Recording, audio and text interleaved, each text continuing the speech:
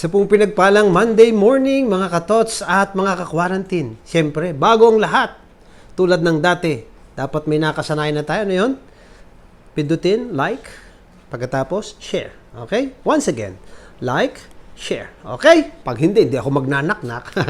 Monday morning, siyempre, kaya may nak-nak tayo. At lagi, balik tayo sa ating mga current events at magkakasubukan tayo ngayon. Sige po, pansimula na ito habang naulan. Knock-knock! Who's there? Variant! Variant who? Kita niyo yan, ha? Panahon. Okay. Ladies and gentlemen, a Filipino classic. Tanananan, tan tan tan tananan tan. May sayo pa yan, ha? Variant ko kahit munti ang halaman doon. Ay, sorry. Okay. Boom. Patay kayo dyan. Na-surprise kayo, no? Variant yan. Pero di ba, sige, dagdagan ko pa para kayo hindi makamove on. Oh, isa pa, para hindi tayo, no? Okay, knock! Who's there? Vaccine! Vaccine who? Siyempre, dapat labanan si variant, hindi vaccine. Okay. Ladies and gentlemen, Mr. Ogie Alcacid. Ta-na-na-na-na-na. Vaccine ngayong ka lang dumating sa buhay ko. Okay. Bam, boom, bam. Okay. Sulit na naman, ano? Magkalaban ni variant at vaccine. Ayos. Kita nyo yan, ha? Nagbakasyon sa lipa, eh. Nakakuha ako ng mga ideya habang nasa biyahe. Okay, sige. Balik tayo sa mas malagang kampanya. At yun yung ating pagninilay ngayong umaga. At ang ating magiging simpleng tanong ay, ano ang iyong tunay na dahilan ng pagtawa? Dahilan, ang tunay na dahilan. Bakit po kasi ang ating gospel ay hinango kay San Marcos, Kabanata 2. Antay mo lang, natawa sila. Lalayo na kaunti yan.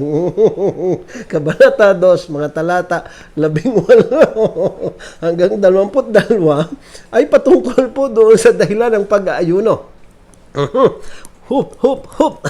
Kino-question yung hindi pala pag-aayuno, kundi yung hindi pag-aayuno ng mga alagad ni Lord. Pinaliwanag naman ni Lord.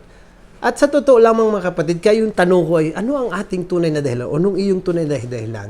Kasi maraming bagay sa buhay natin. Kahit sa buhay na simbahan, ginagawa natin. Pero minsan baka hindi natin na alam yung tunay na dahilan. Ito, papaalala ko sa inyo, isa-isa sa pinakamahalagang batas ng simbahan natin. Ito po'y nasa canon law. Panghuling batas, pero pinakamahalagang batas. Ang tawag nila ay Lex Suprema. Alam niyo kung ano nakalagay doon? Ang pinakamahalagang batas ng simbahan ay ang kaligtasan ng mga kaluluwa. Boom! Lahat ng batas na nasa loob ng canon law, dapat ay yun ang hangad. At dapat sana'y yun ang patunguhan. Ay minsan mga kapatid, baka mamaya yung pinakahuling yun ang nalilimutan, pinakamahalaga. Kaya minsan, ang dami natin gagawin na pag hindi natin alam ang tunay na dahilan, mga kapatid, nako, baka mamaya hindi na natin isasakatuparan ang dahilan kung bakit natin isinasagawa ito. Mula sa pagsimba, mula sa ating pagdarasal ng Santo Rosario, mula sa pagdarasal na pang-araw-araw. Mga kapatid, dapat siguro pagbalikan natin at kahit yung mismong pagiging Kristiyano natin. No, pag hindi natin alam ang tunay na dahilan, mga kapatid, nako, wag na lumayo. Halimbawa, isang obispo, ang mga pare, nako, sana lagi naming maalala at huwag kailanman malimutan ang tunay na dahilan na aming pagkapari. Una, hindi ito para sa sarili.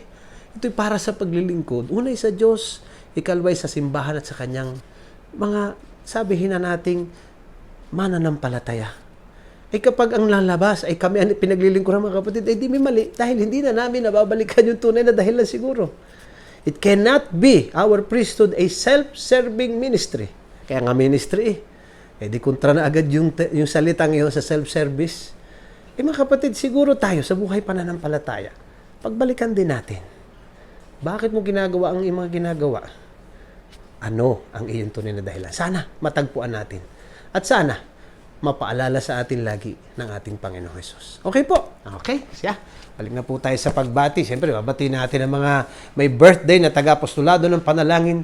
Sina Sister Nenita Mandia, Sister Lorna Linga, sina Kuya Jerry Ribamonte, kay Roxanne Deng Garcia for her 41st birthday, kung hindi nagkakamali, kay Yoli Manyanita, kay Suzette Liesa Mercado, kay Dr. Tess Sandoval Gonzales, happy birthday Dr. Tess, kay Maria Franciana, kay Lizelle Eliuseda, Noli Magtibay, Angelvic Kalayag na lagi nating taga-subaybay, kay Lexi Joy, at syempre, ang ating pong anniversary kay Ramoncito Charito Mendros na 31st wedding anniversary, at kay Kuya George and Doris sa punto 37th wedding anniversary. Blessings po sa mga may birthday at may anniversary ngayong umaga.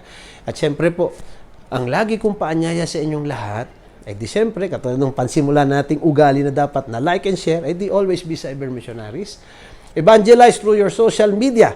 Like, share, follow po itong ating page at ang ating Instagram at Thought for the Day, at gayon na rin po ang ating YouTube channel na TFTD Blessed and Blessing.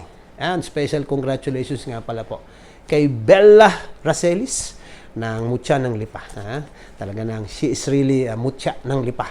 Ang beauty niya ay panloob at panlabas. Yan. Mana sa mga magulang. Next. Okay po. At syempre po ang aking laging paalala din naman sa inyong lahat. No? Lalo't alam natin ang tunay na dahilan ng buhay na ito at ang ating pagiging Kristiyano. Ako, sigurado ako. Ang lagi nating magiging karanasan, tayo ay always blessed at lagi tayong magiging mga blessing. Ingat po kayong lahat. Bayan Kubo kahit bunti.